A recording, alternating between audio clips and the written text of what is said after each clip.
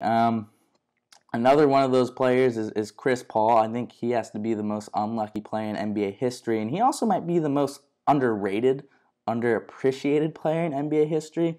I mean, think about this. This guy was drafted to New Orleans. I mean, I don't know what help he had. I can't remember it off the top of my head. I'll look it up right now, but there's no way that Chris Paul had that much luck. Sorry, that had that much help on that team. I remember he won 2 games against the Lakers, which is pretty impressive because he did that pretty much all by himself. But think about this with Chris Paul. As you're at the New Orleans Hornets, who are an okay franchise, but I mean, they can't do anything with DeMarcus Cousins and Anthony Davis at the moment. And then you get traded. You think you're getting traded to the LA Lakers to team up with Dwight Howard and Kobe Bryant. I mean, they were going to win championships. They were going to win a championship if that team came. I mean, the Dwight Howard aspect's a little bit weird, but I think Kobe and Chris Paul, they would figure it out, and I think Dwight would be like, well, I mean, we're winning a championship. I can stick around for a year or two. Then I think things would sort of flame up, and then they would have to get rid of Dwight Howard, but you'd still have Chris Paul and Kobe Bryant. This also, I mean, that brings in more hypotheticals, sort of what I was going before, just too many hypotheticals, like, well, if Chris Paul's there, then Kobe plays less minutes, maybe the Achilles injury doesn't happen, maybe Kobe's career lasts a little longer, but, that's besides the point. We're talking about Chris Paul here. So Chris Paul thinks he's getting traded to the LA Lakers, then David Stern comes in, steps in, says, no, we're sending you to the Clippers. I mean, they are arguably the most cursed franchise in all of professional sports in America.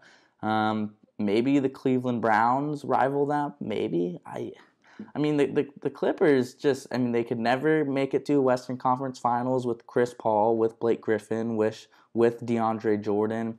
They had J.J. Redick. They had Jamal Crawford. They had Paul Pierce at certain points. I mean, the team, they had Doc Rivers, too. I mean, he's regarded as a good coach. I'm not so sure about it now. They also had Austin Rivers. I mean, they had so much talent. And I'm not saying they had, at any point, enough talent to, I think, beat OKC when they had Durant and Westbrook and Ibaka, or the Warriors when they were clicking on all cylinders. But Chris Paul went to the Clippers way before the Warriors came to be what they are now. Even the pre-Durant Warriors. So he went to the Clippers. He had to deal with the whole Donald Sterling crap. He's dealt with a lot of injuries. I mean, he's had to play with Blake Griffin, extremely injury prone, can't really shoot. DeAndre Jordan is a huge liability at the end of games. Great player, but I mean, the dude can't hit a free throw, so then they do hack a Jordan. Very tough to win games that way because he's going to shoot 35-40% from the free throw line. You have no rhythm. You're not going to score, and then, I mean, it's tough, and that's crunch time. So the Clippers never panned out. He blew that. I think he blew a 3-1 lead once. I think it was to the Rockets, if I'm not mistaken. So when things could go bad, they were going to go bad with the Clippers and with Chris Paul. So then he finally gets the break that he's wanted. He gets traded to the Houston Rockets, gets injured a little bit in the season, but it's whatever. Harden able to, I mean, more than kept them afloat, but kept them afloat for the number 1 seed without Chris Paul. And they barely lost with Chris Paul and Harden on the court. I think they lost 3 games in the regular season, and they lost, well, I guess 2 games in the post, or more in the postseason, but 2 against the Warriors with Chris Paul. So he gets traded to the Rockets. It looks like Chris Paul is gonna have this breakthrough. He has one of the best performances we've seen in Game 5. I mean, just absolutely clutch, incredible performance. All the 3-pointers at the buzzer, at the end of shot clocks, and boom, at the end of Game 5, his hamstring goes. You could tell at the end of that game, and I don't think he would honestly be able to play for a while in the NBA Finals just by looking at it. He has a hamstring injury history. He did it once before where he pulled his hamstring, then hit the game-winning shot against the Spurs. I remember him tweaking something earlier in the playoffs. Not a big deal, but that tweak probably ended up being a reason why it was then re-aggravated against the Warriors. So this is a guy who's waited his entire career to make the NBA Finals. I mean, just the Western Conference Finals. This was his first time there. Plays great in the Western Conference Finals. Is, honestly, the Rockets were 24 good minutes of basketball in two different opportunities from making the 2018 NBA Finals, both without Chris Paul. But you could say, Chris Paul's team was 24 minutes away twice from making the 2018 NBA Finals. This was Chris Paul's legacy opportunity, complete legacy opportunity, and his hamstring goes.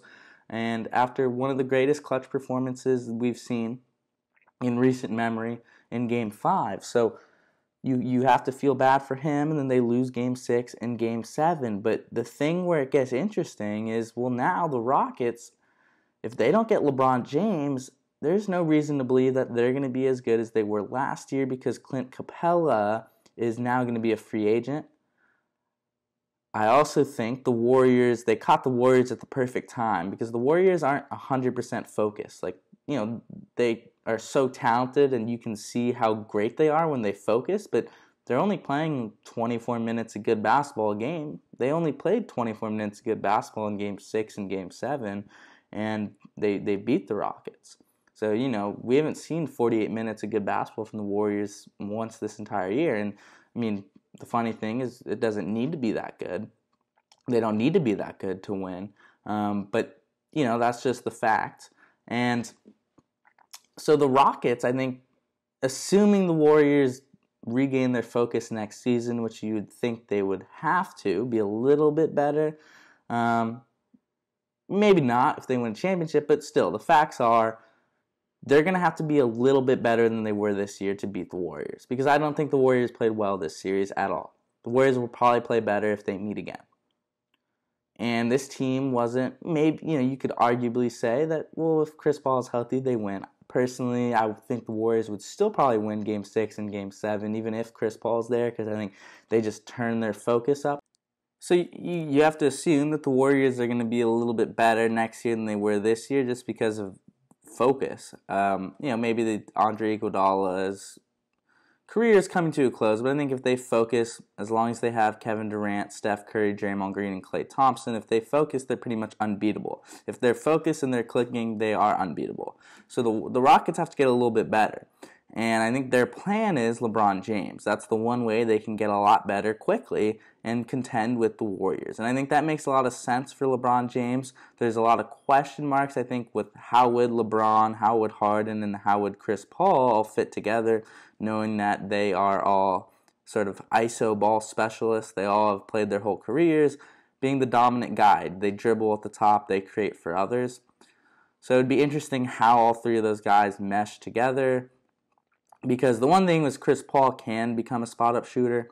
Not so sure about LeBron James. So obviously Harden could too. So you could put the ball in LeBron's hand and then have Harden and Chris Paul play off of each other. But that's going to put a lot of stress on Mike D'Antoni to alter his offense and find a new way to incorporate all three of those guys. If anyone can do it on offense, then D'Antoni could figure out a way, but he's notorious for not switching up his offense. So we'll have to see how that works. That's getting a lot into the future, but the main idea is if LeBron James doesn't go to Houston, which you have to assume is the more likely option, knowing that Cleveland, Philly, and LA are still on the table. So, say a 1 in 4 chance he goes to Houston. So 75% chance that LeBron is elsewhere.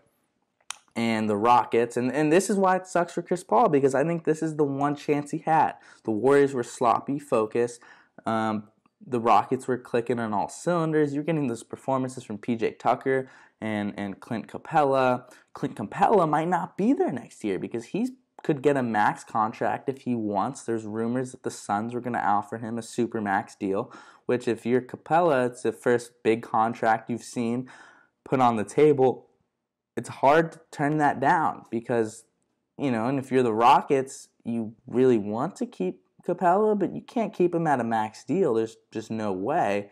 So you're going to lose Capella, which I think hurts the team. Chris Paul's only going to be a year older with more injury history. this seemed like that one opportunity for Chris Paul, and unfortunately, it slipped away because of a very unfortunate hamstring injury. So I think Chris Paul is a great player. I think he's an all-time great who's just been extremely unlucky throughout his career with just amazingly untimely injuries, like we saw in Game 6 and Game 7. So, I mean, it sucks. He was 24 minutes away from the Rockets winning and his legacy being altered forever. Now it's just sort of an unfortunate legacy that he has, and I hope that he's able to rewrite it and the Rockets get better and he's able to win a championship at some point. But this seemed like the one opportunity. This was as good as it was going to get for Chris Paul, as long as LeBron James doesn't come. But it seems like this was the opportunity for Chris Paul, and it unfortunately slipped away because of an injury.